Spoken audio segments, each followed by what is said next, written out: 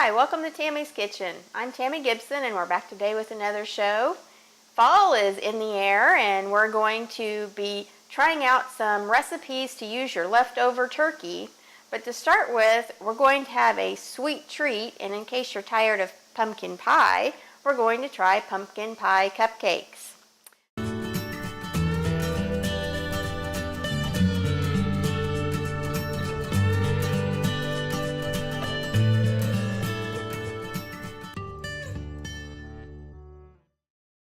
So we're going to start our recipe with a can of pumpkin.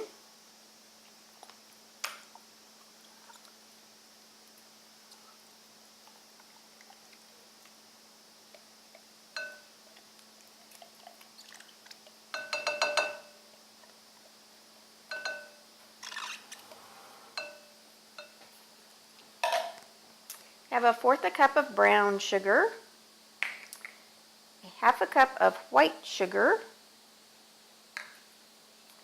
We have 3/4 of a cup of evaporated milk,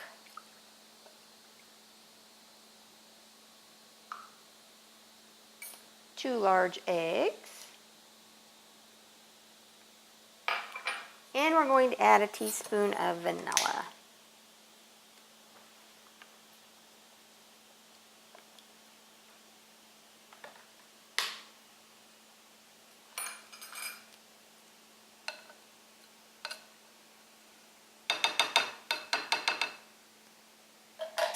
And we're going to mix that up well with our mixer.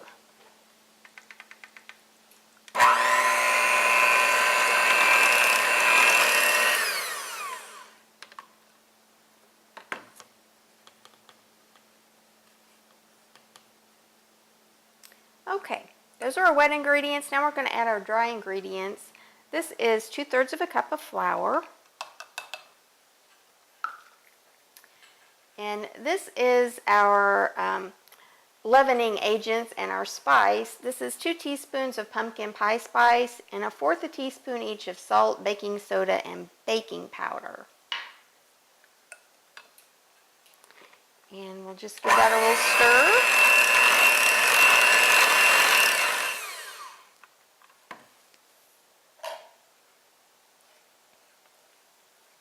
One of our viewers had suggested that we try some recipes that were posted on Facebook. This recipe is one of those, so this will be the taste test and we'll see if this one is a keeper or not. It certainly looked delicious, so we will give it a try. Okay, I've got my muffin pan prepared here, and the recipe specifically said to use either foil liners or the silicone liners and to spray them with cooking spray. It said not to use the paper ones, so I'm trying to follow the directions appropriately here. So I've sprayed these foil cupcake liners with the Pam, and then we're just going to fill those up here with our batter.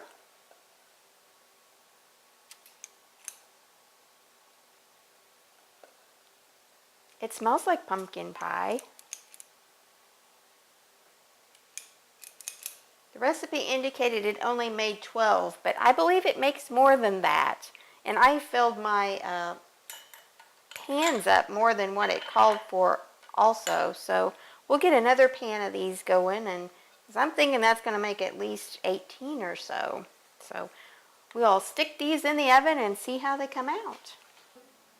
Okay, our cupcakes are in the oven and they're looking really good. So while they're baking, we're going to start our second recipe for today, and that is a turkey salad recipe. So yesterday, I tried a new thing with the turkey. Linda Ellis had provided us some instructions on how to cook a turkey while it was still frozen. I don't know about the rest of you, but I've thawed a turkey before and, done it the usual way. It takes forever to thaw out a turkey. So this was awesome. All you did was put it in the roaster, cover it with foil, put it in a cold oven. Turn the oven on for 350, let it bake.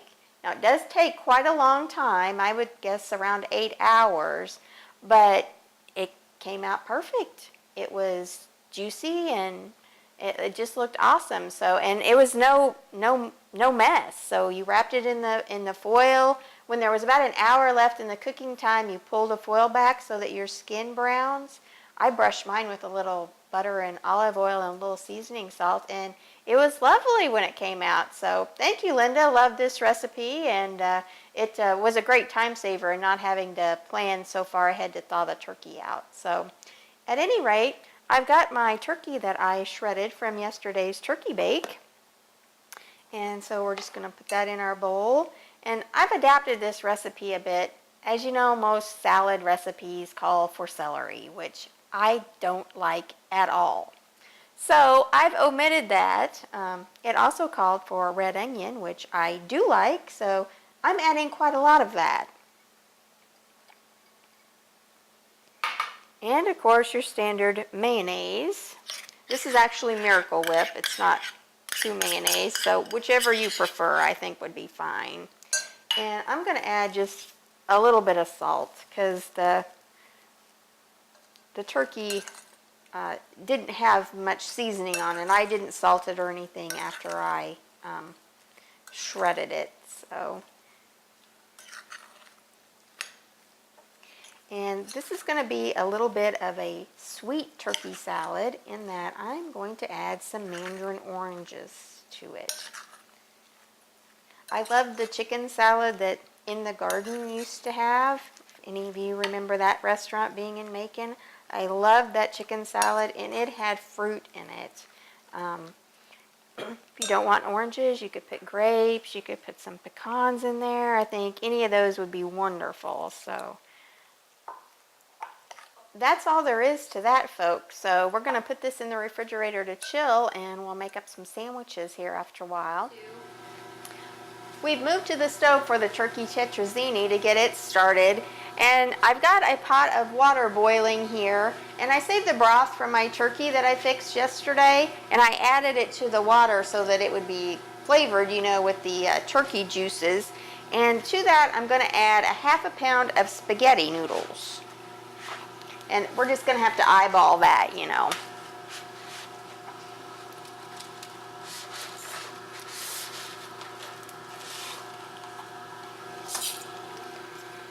Okay, our spaghetti's cooking away for our tetrazzini, and for the sauce on this, we're going to heat up, this is 2 cans of cream of mushroom soup, and I'm going to add to it a ½ can of water.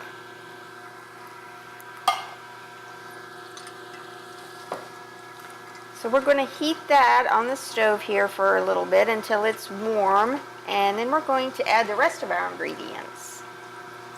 Okay, our soup is heated, and now we're going to add the rest of our ingredients, and we're going to add cheese. It calls for 12 ounces of sharp.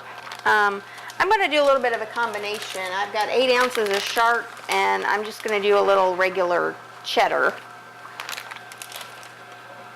Sharp can be pretty strong, so it's kind of whatever you prefer. Get that stirred in there a little bit. Okay, I've got a ½ green pepper that's been diced. Again, the recipe called for a whole green pepper. That is a lot of green pepper because green pepper's pretty good size, so I cut that down a little bit. This is 4 tablespoons of grated onion. I used red onion for the chicken salad, so I thought, well, it'll be fine in this also. A small can of mushrooms that have been drained.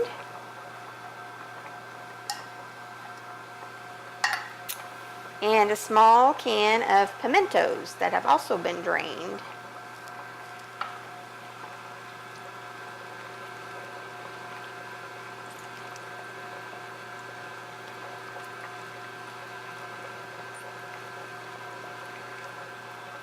And last is our seasonings. Got a ½ teaspoon of salt and 1/4 teaspoon of paprika and 1/4 teaspoon of curry.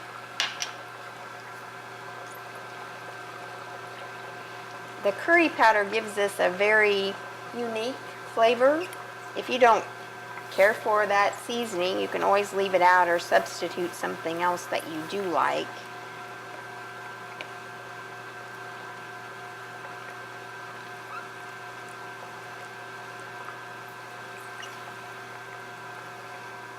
Okay, we'll check on our spaghetti noodles.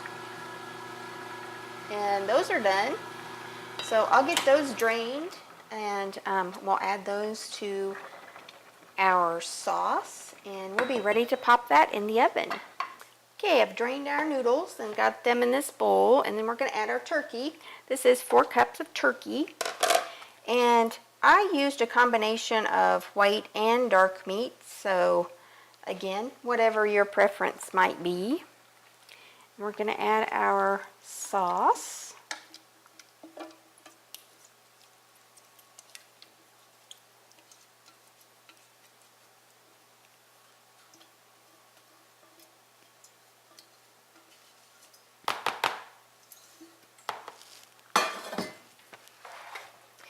Give that a stir, or at least make an attempt at it.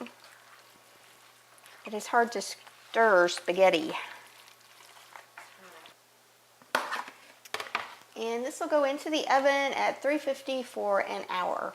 You might check on it. You don't want it to get too overdone. You don't want it to dry out, but I would guess at least 45 minutes or so. Okay, moving right along here, we've got another recipe, and we're going to make a turkey pot pie. And to start out with here on the stove, I've got a can of chicken broth with a little water added to it. And to that, I'm going to add some diced carrots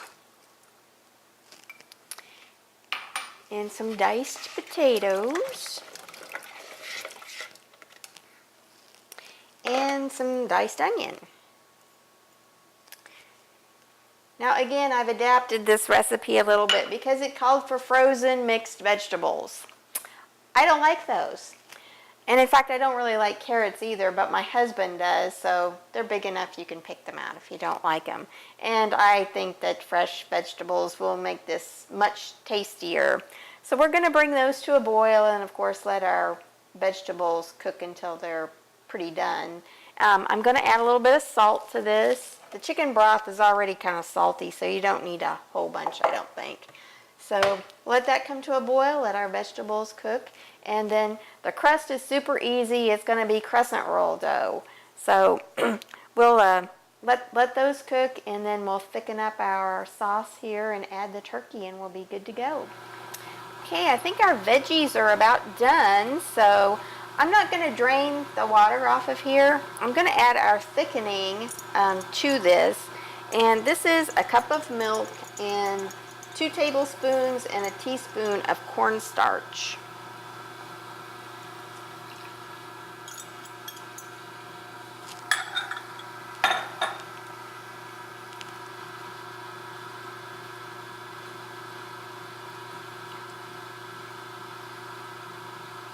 I'm hoping this will thicken up quite a bit. Again, since I didn't follow the recipe, I'm kind of winging it since I'm using the fresh vegetables instead of the frozen. And then of course we've got our turkey here, and the recipe only called for a cup of turkey, and I thought, well, that sounded awfully stingy with the turkey, so I've got more like 2 cups here. So, and this is thickening up really well. The recipe also called for 2% milk, which I didn't do either. So I'm going to go ahead and add my turkey. And again, I used a combination of light and dark.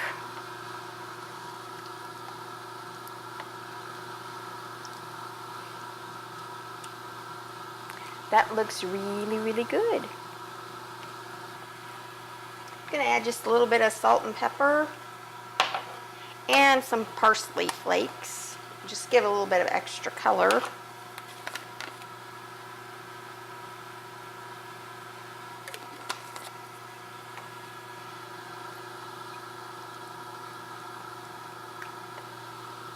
That should thicken up a little bit more as it bakes. So I'm just going to turn the heat off on the burner, and we'll get our crescent dough ready to make a crust. Okay, we're going to finish up our turkey pot pie, and I went ahead and I poured our turkey and vegetables into my baking dish here, and It's pretty soupy actually, but I think that's okay because frankly I'd rather have it a little soupy than I would have it too dry. So again, you can adjust that according to what your preference is. So I've just got a sheet of the crescent roll dough, and I just bought the kind that was in one big sheet. You can use the actual rolls if you want and piece them together, but this is just as easy. And we're just going to cut this in strips to make a lattice across the top of our meat mixture. And again, however wide or thin you want your lattice to be. You can use a knife if you don't have one of these handy dandy little pastry rollers here. I love this little thing though. It's fun to make pie crust with this, and it's just pretty nifty little gadget here to have in the kitchen.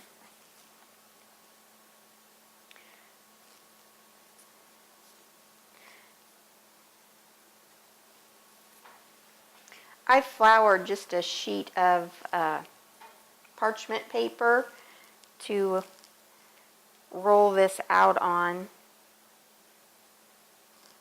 can use a piece of waxed paper, just whatever you've got handy there.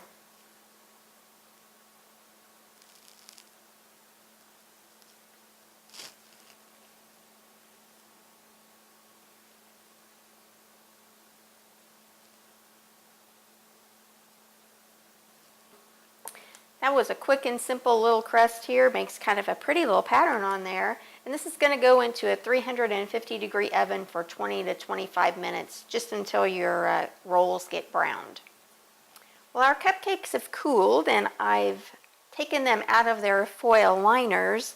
And as you can see, they're kind of short and fat little cupcakes. So, and I can tell they're going to be fairly dense, I think, from the amount of pumpkin that we put in there. But they smell really good, and I'm going to frost them with some of this Cool Whip with cream cheese frosting. Thought that sounded pretty good on there. So we'll just kind of slather them with some frosting. That will surely make them yummy. We'll just sprinkle just a teeny tiny bit of this pumpkin pie spice on the top, just for giving it a little extra dimension, I guess. I don't think you want just a whole bunch of that on there, but maybe just a tiny, tiny bit.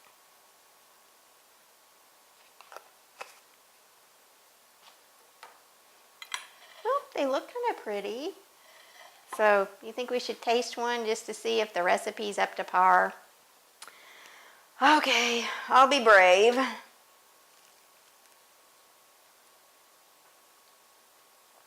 They taste exactly like pumpkin pie.